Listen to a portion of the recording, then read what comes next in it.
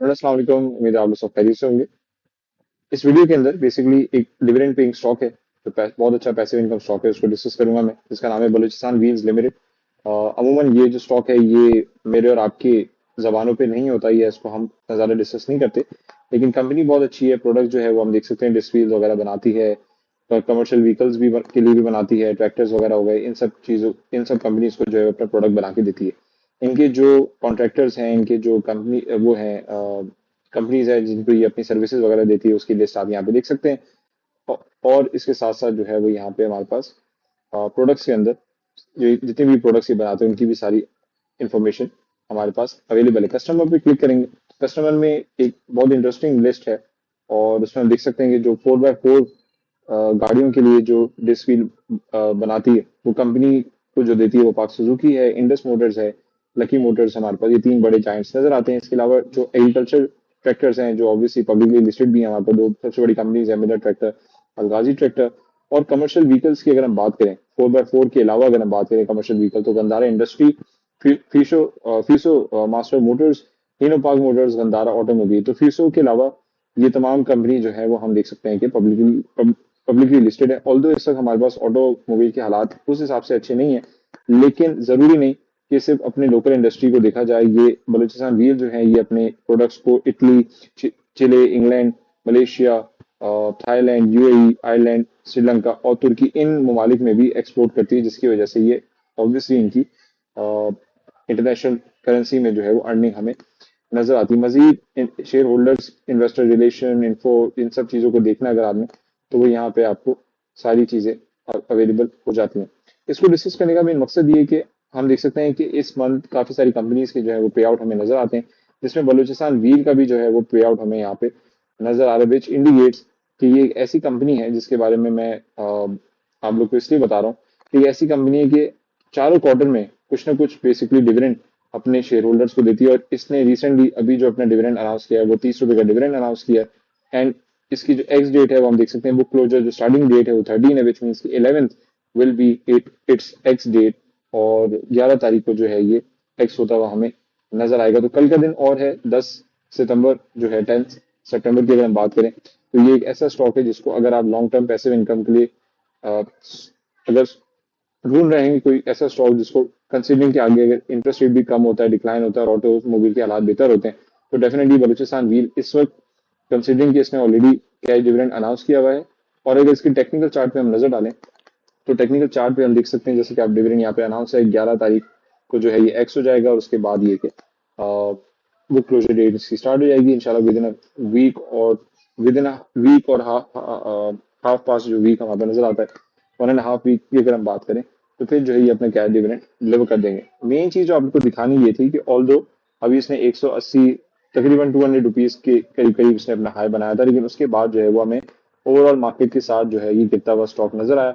अप्रैल मई जून में हमारे पास मार्केट गिरी थी because of political influence and upcoming new fiscal year policy, जिसकी वजह से ओवरऑल मार्केट के अंदर डिक्लाइन आया था। तो ऑब्वियसली बलूचिस्तान व्हील भी जो है वो डिक्लाइन करता हुआ हमें नजर आया।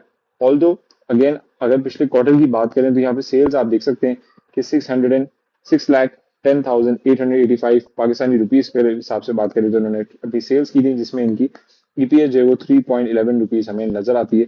तब भी इन्होंने 3 रुपए का डिविडेंड दिया, और कंटिन्यूसली 3 रुपए का ये डिविडेंड देते हैं दो क्वार्टर्स में, और 5-5 रुपए का जो है वो डिविडेंड हमें ओवरऑल देते हुए नजर आते हैं। तो रेशियो इनका बहुत अच्छा है, तकरीबन डबल डिजिट का जो है वो रेशियो हमें यहाँ पे नजर आता है। तो एक ऐसी कंपनी है जो अच्छे फाइनेंशियल, जब हालात बेहतर होंगे, आगे इंटरेस्ट रेट भी डिक्लाइन करेंगे, तो डेफिनेटली इसकी शेयर वैल्यू बढ़ेगी। और ये बहुत खामोशी से बढ़ता है, ये नजर में नहीं आता, और इसी वजह से इसको जो है वो बहुत ज्यादा लोग फोकस में नहीं रखते। लेकिन ये ऐसा स्टॉक है जो मैं समझता हूँ कि इसको डेफिनेटली जो है ये ऑटोमोबाइल असेंबलर्स की इसमें अगर हम देखें, तो इसको जरूर जो है वो नजर में रखना चाहिए, बिकॉज ऑफ द फैक्ट कि ये ऐसा स्टॉक है जो मैं हमेशा अपने क्लाइंट्स को रेकमेंड करता हूँ कि कोशिश क्या करें, बिजनेस को पहले समझें। अच्छे बिजनेसेस होते हैं तो अच्छे जो है वो कंपनी जो है वो फिर रिजल्ट्स वगैरह हमें प्रोवाइड करते हैं। आप देख सकते हैं कि बलूचिस्तान व्हील हमारे पास ऑटोमोबाइल पार्ट्स एंड एक्सेसरीज में हमें यहाँ पे नजर आता है। शरिया कंप्लाइंस अगर हम देखें तो शरिया कंप्लाइंस भी हमारे पास है बलूचिस्तान व्हील, जैसे कि आप यहाँ पे देख सकते हैं।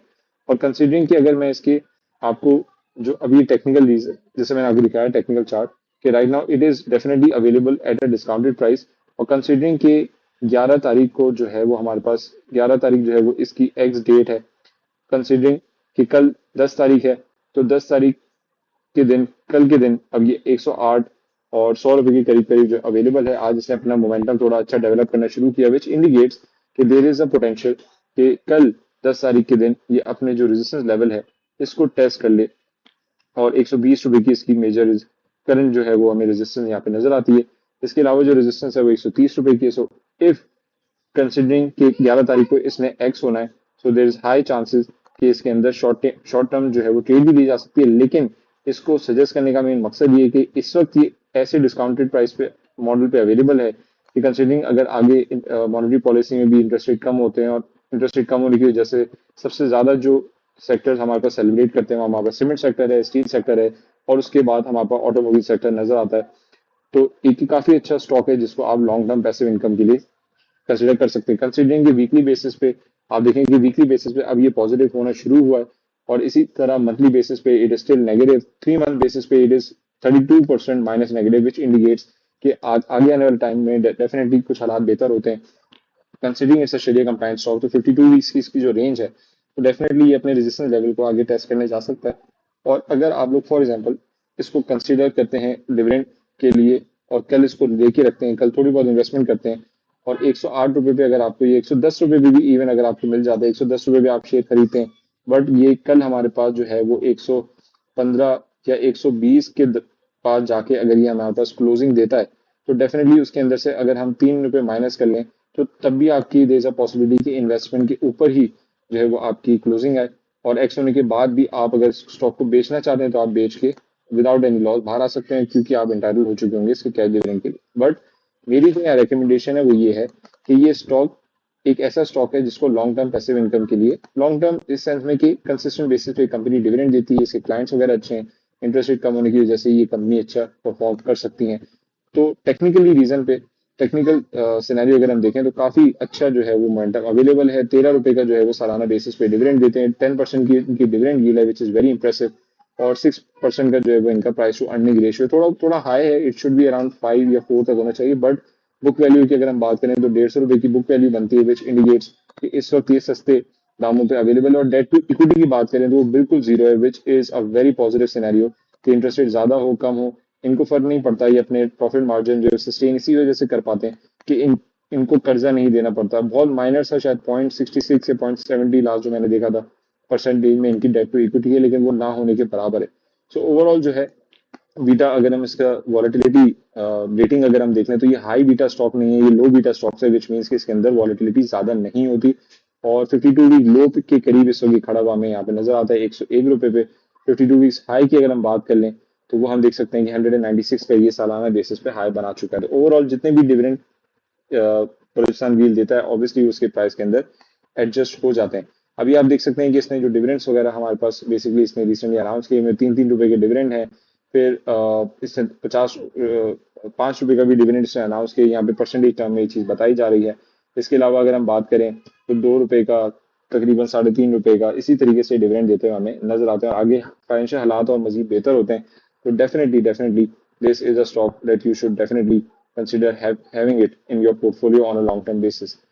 इस स्टॉक को मेंशन करने का मेन मेन मकसद ये था कि एक तो 11 तारीख को ये एक्स हो जाएगा, और 10 तारीख कल के दिन इस स्टॉक के अंदर अगर आप लोग इन्वेस्टमेंट करके रखते हैं जो भी सरप्लस कैश के साथ, भी अगर आप पैसिव इनकम इन्वेस्टमेंट के लिए इसको सोच रहे हैं, तो डेफिनेटली ये अच्छा स्टॉक है। कंसिडरिंग कि एक तकरीबन 200 रुपीज का हाई बनाने के बाद ये अपने डिस्काउंटेड रेट पे अवेलेबल है, और अब मार्केट के साथ रिकवर करता हुआ in in the month of September and October मैं इसको देख रहा हूँ, बिकॉज ऑफ द फैक्ट जैसा कि मैंने आपको दिखाया कि वीकली बेसिस पे, मंथली बेसिस पे काफी ज्यादा ओवरसोल्ड जो है वो ये सेक्टर हमें, जो स्टॉक है बेसिकली, वो हमें यहाँ पे नजर आ रहा है। And because of that I would highly recommend कि इसको कंसिडर करें फॉर पैसिव इनकम इन्वेस्टमेंट की अगर हम यहाँ पे बात करें।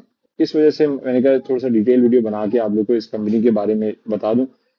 It's all up to you, mandatory नहीं है कि इसके अंदर लाजमी इन्वेस्टमेंट करनी है, बट मैंने सोचा कि चूंकि ये अच्छी रेंज पे अवेलेबल है, इसके अंदर शॉर्ट टर्म कोई ट्रेड लेना चाहे तो वो ट्रेड भी ले सकता है।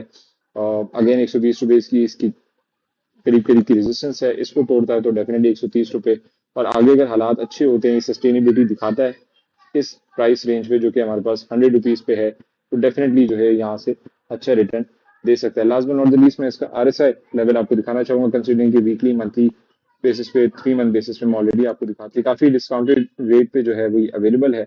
और RSI भी मैं आपको यहाँ पे इसका दिखा दूं, BWHL इसका जो है वो सिंबल है, बलूचिस्तान व्हील।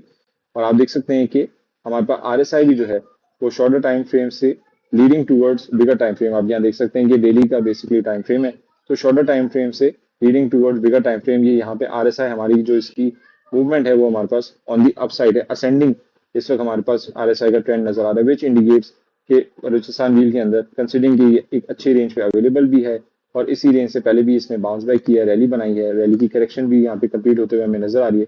और मेन चीज ये है कि वीकली बेसिस पे, मंथली बेसिस पे काफी डिस्काउंटेड स्टॉक है, एक अच्छा डिविडेंड पेइंग स्टॉक है। सो डेफिनेटली आई थिंक कि कल 10 सितंबर के दिन जो है वो इसके अंदर कैप अगर लग जाए तो बहुत अच्छी बात है, प्री ओपन सेशन में अगर कोई कंसीडर करना चाहे इसको लेने के लिए।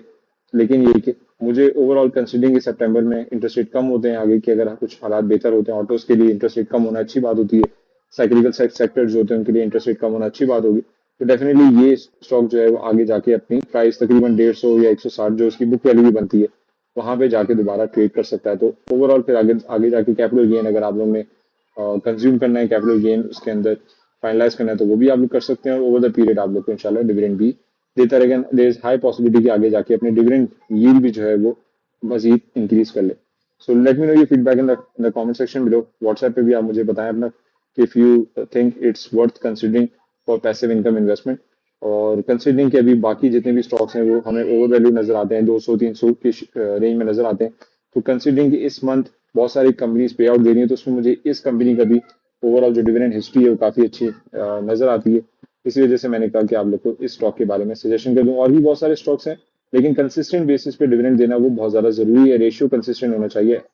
डिविडेंड यील्ड ऊपर नीचे होती रहती है, डिविडेंड यील्ड का ज्यादा होना ये नहीं इंडिकेट करता कि उसका डिविडेंड पे आउट रेशियो बहुत ज्यादा अच्छा होगा। हो सकता है कि डिविडेंड यील्ड ज्यादा हो लेकिन साल में एक दफा डिविडेंड देती हो। इसी तरह HUBC का भी डिविडेंड हमारे पास आ रहा है जो कि तकरीबन 85% का है, ₹8.5 का डिविडेंड हमें नजर आता है। इसके अलावा सिमेट्री ने भी 10% का डिविडेंड अनाउंस किया जो कि ₹1 का क्या डिविडेंड बनता है। And there are other companies as well, but this is one of the companies which in my opinion is an interesting company, लेकिन अंडर वैल्यूड है, बहुत ज्यादा इन्वेस्टर्स की नजर में नहीं होती, हाई वॉलेटाइल स्टॉक नहीं है, वॉलेटिलिटी भी कम है, and it can be considered on a long term basis as well. Let me know your feedback. Thank you so much. Take care. Allah Hafiz.